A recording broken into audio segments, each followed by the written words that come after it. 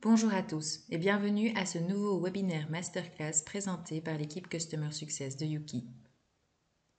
L'objectif de l'équipe Customer Success est de vous aider à utiliser le logiciel Yuki de la manière la plus efficace possible.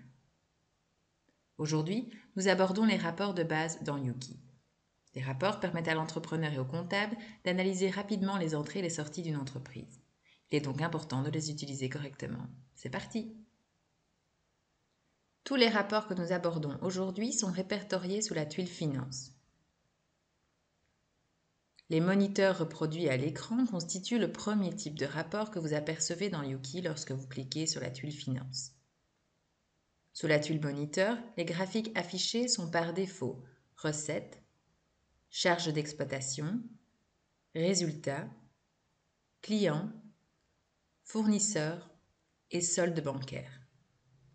Notez également que les graphiques Recettes et Résultats affichent une comparaison avec l'année précédente. Vous pouvez désactiver cette option, mais comme il s'agit d'informations utiles pour la plupart des entrepreneurs, nous vous conseillons de la maintenir active. Cliquez sur la roue dentée dans le coin supérieur droit de l'écran. C'est ici que vous pouvez activer et désactiver la comparaison. En plus de ces graphiques standards, d'autres graphiques peuvent être activés. Ainsi, les graphiques capital d'exploitation, débiteurs et créanciers, solvabilité, rendement des capitaux propres et balance de la caisse peuvent être activés. Remarquez également les flèches situées à côté de la liste des graphiques activés. Elle vous permet de modifier l'ordre de ces graphiques dans l'écran. Veuillez noter que chaque utilisateur dispose de sa propre configuration de cet écran. Vous ne pouvez donc pas configurer ces graphiques pour votre entrepreneur, car il doit le faire lui-même. Examinons ensuite l'un des rapports les plus importants dans une comptabilité, le chiffre d'affaires et les frais. Ici aussi, vous pouvez sélectionner un exercice comptable, une année civile, un trimestre, un mois ou une période personnalisée. Un certain nombre d'options supplémentaires sont également reprises dans la partie supérieure de l'écran dans la barre grise. Les 3 premiers boutons vous permettent de réduire et d'afficher plus en détail les données relatives aux recettes et aux frais. Avec le premier bouton, seuls les titres sont affichés avec leur montant. Avec le troisième bouton, vous pouvez consulter les données complètes jusqu'au compte de grand livre. Veuillez noter que vous pouvez également cliquer sur certains éléments du rapport en ligne afin de les développer ou les rétracter. Vous apercevez également les boutons individualiser et cumuler. En ce qui concerne le chiffre d'affaires et les frais, Yuki affichera toujours le chiffre d'affaires de manière individualisée. Cela signifie que si je règle le sélecteur de date sur le deuxième trimestre 2021, Yuki affiche le chiffre d'affaires et les frais comptabilisés au cours de ce même trimestre. En revanche, si je choisis le bouton Chiffres cumulés, les chiffres du trimestre 2 sont additionnés à ceux du trimestre 1 et Yuki affiche le cumul de ces deux périodes. La configuration par défaut pour ce rapport est établie sur les chiffres individualisés.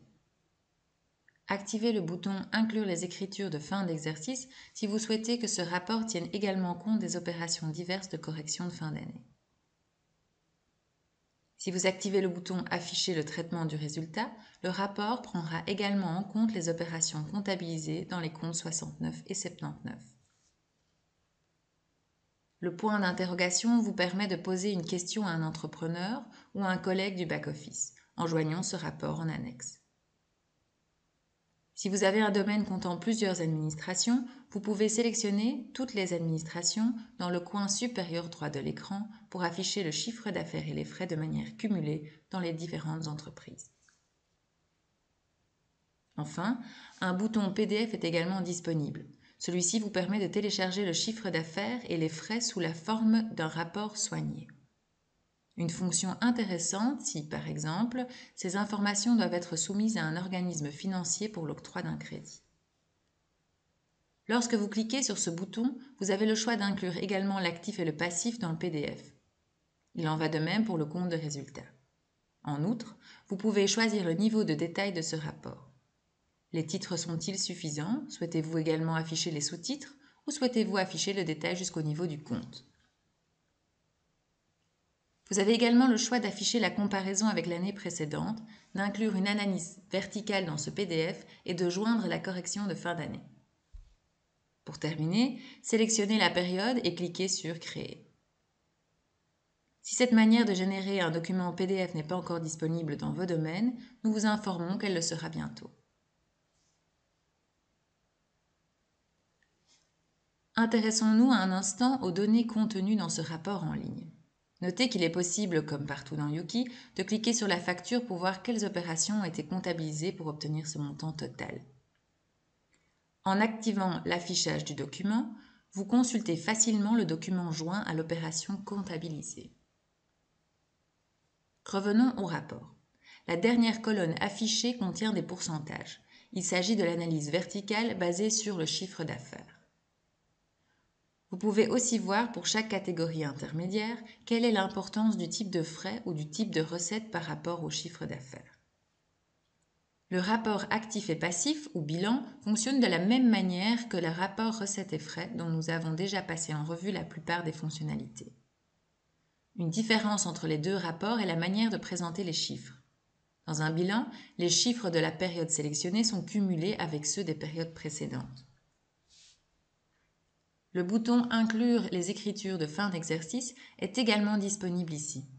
Il est important que celui-ci soit toujours activé, sinon vous ne pourrez pas voir l'effet de la centralisation de la TVA sur votre bilan, par exemple.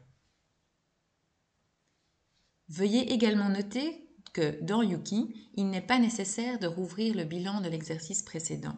Cette opération est entièrement automatique. On relève également une différence en ce qui concerne l'analyse verticale.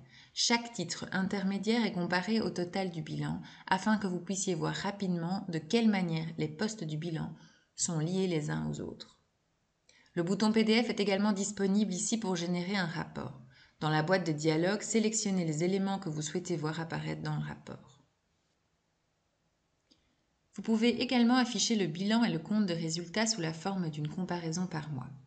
De cette manière, vous pouvez voir rapidement au cours de quel mois le chiffre d'affaires le plus élevé est réalisé, si les frais d'amortissement ont été comptabilisés mensuellement et si les frais d'assurance ont été répartis. Notez que vous pouvez également cliquer sur les montants afin de répartir très rapidement les frais d'assurance via le document. Enfin, vous disposez ici aussi de la possibilité de consulter les chiffres de manière individualisée ou cumulée, même si les chiffres individualisés par mois vous intéresseront généralement davantage. Dans le coin supérieur droit de l'écran figure l'option permettant de télécharger ce rapport au format CSV. Cela vous permet d'utiliser Excel ou un autre logiciel pour effectuer d'autres calculs afin d'établir un budget par exemple. Outre une comparaison en mois, une comparaison en année peut également être affichée. Nous voici à nouveau dans le rapport recettes et frais. Ici, Yuki affiche l'exercice comptable sélectionné et compare ses chiffres avec ceux des 2 derniers exercices comptables précédents. Ce qui est intéressant ici, c'est que vous pouvez également choisir une période à l'aide du sélecteur de date. Yuki compare ensuite le cumul jusqu'au mois sélectionné avec la même période au cours des 2 années civiles précédentes. Si l'on choisit le mois de mars 2020 par exemple, nous pourrons comparer le premier trimestre des 3 années. Dans la partie droite de l'écran, vous retrouvez à nouveau l'analyse verticale des chiffres pour les différents exercices. Ici aussi, vous pouvez exporter ces données au format CSV. Pour conclure, examinons la balance de vérification dans Yuki. Celle-ci est notamment utilisée lors de la clôture d'un exercice comptable. Nous vous invitons à regarder le webinaire Clôture d'un exercice comptable afin d'obtenir des conseils et des astuces utiles concernant cette balance. Le bouton Inclure les écritures de fin d'exercice est également disponible ici. Veillez à ce qu'il soit toujours activé. Les comptes de grands livres qui affichent un montant de 0 sont omis par défaut dans la balance comptable. Si vous cliquez sur le bouton Afficher les comptes avec des montants à 0, tous les comptes de frais et de recettes qui affichent un solde nul mais qui contiennent des écritures seront également affichés. Les colonnes Ouverture D et Ouverture C affichent le solde débiteur ou créditeur au début de l'exercice sélectionné. Les colonnes débit et crédit affichent les soldes des opérations comptabilisées au cours de l'exercice sélectionné. Et les colonnes solde D et solde C affichent le solde final à la fin de l'exercice sélectionné. Vous pouvez également exporter ce rapport vers Excel, supprimer éventuellement certaines colonnes et l'enregistrer au format PDF. Et voilà, nous avons passé en revue les principaux rapports de Yuki au cours de cette courte session. Nous avons parcouru les moniteurs, examiné en détail le rapport recettes et frais, ainsi que l'actif et le passif, appris à comparer facilement des chiffres en mois et en années, et jeté un rapide coup d'œil à la balance de vérification.